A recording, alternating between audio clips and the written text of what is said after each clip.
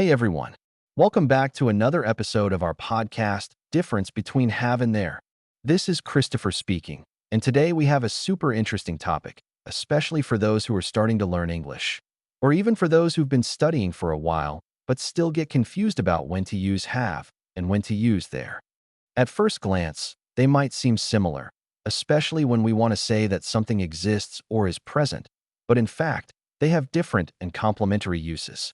To explore this in a more relaxed and practical way, we're going to listen in on a conversation between two friends, Eric and Emma, who are studying together and decide to clarify these doubts while chatting. This kind of dialogue is really helpful because it allows us to see how words are naturally used in real-life contexts. Before we start, just a quick reminder. Grab your notebook, write down the examples, and if you want, repeat the phrases out loud to practice your pronunciation. Now, let's get right into today's conversation. Hi everyone, this is Karen, and I'm excited to go through this conversation with you. As we know, in Portuguese it's common to say something like, "Tem carro na garagem," and we naturally think that would translate to have a car in the garage in English, but that's not quite how it works. That's where confusion starts. Eric, who's preparing for an exchange program, calls his friend Emma, who has been living abroad for a while now. He wants to understand better when to use have to say someone owns something, and when to use there is, or there are to describe the presence of something. Let's listen in. Hey Emma, I need your help again. I was doing my homework and I got stuck. When should I use have, and when do I use there is or there are? Good question, Eric. They can be confusing at first, but it's all about what you want to say. If you're talking about possession, like something that belongs to someone, you use have, like I have a dog, or she has a new phone. Got it. So if I say, I have two brothers, that's correct? Exactly, because they are your brothers. You're talking about what you have. Cool. Now what about there is? When do I use that? Great question. There is or there are is used to talk about the existence of something in a place. For example, there is a book on the table, or there are two cats in the garden. You're not saying who owns them, you're just saying they are there. Great. Let's pause for a second to reflect on what we've just heard. Eric asked a really common question, and Emma explained it clearly. We use have when we want to express ownership, when something belongs to someone. Sentences like, I have a bike, they have a new house, or he has a lot of friends are perfect examples.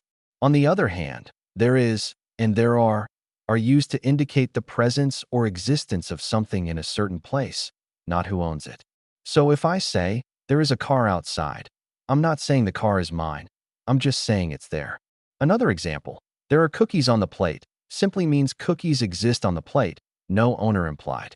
A helpful way to remember this is to think of have as answering the question, who owns it?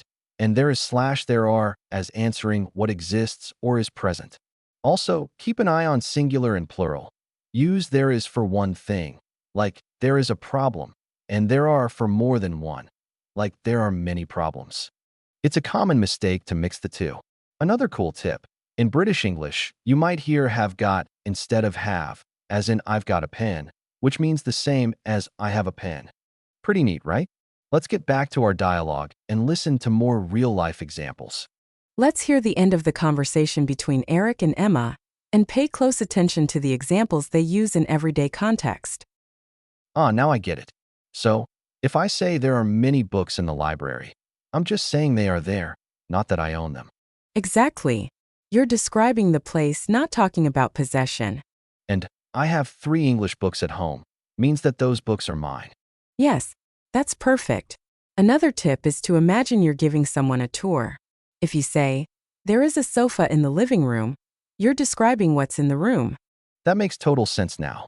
Can I say there is a bathroom in my house? Absolutely. That sentence is correct. You're stating that the bathroom exists in your house. And my house has a bathroom, also works, right? Yes, it does. But in this case, you're focusing more on what your house possesses. It's a subtle difference, but both are okay. This was super helpful, Emma. Thanks a lot. You're welcome. Always happy to help. And keep practicing. English gets easier the more you use it. See how clear it all became? Their conversation showed that with practice and good examples, it's much easier to understand. Not just the rules, but how to apply them in everyday life. Real-life situations and common expressions help so much more than just memorizing grammar. If you want, try writing your own examples and practicing out loud or with a friend. It really helps build confidence and fluency. And that's a wrap, everyone.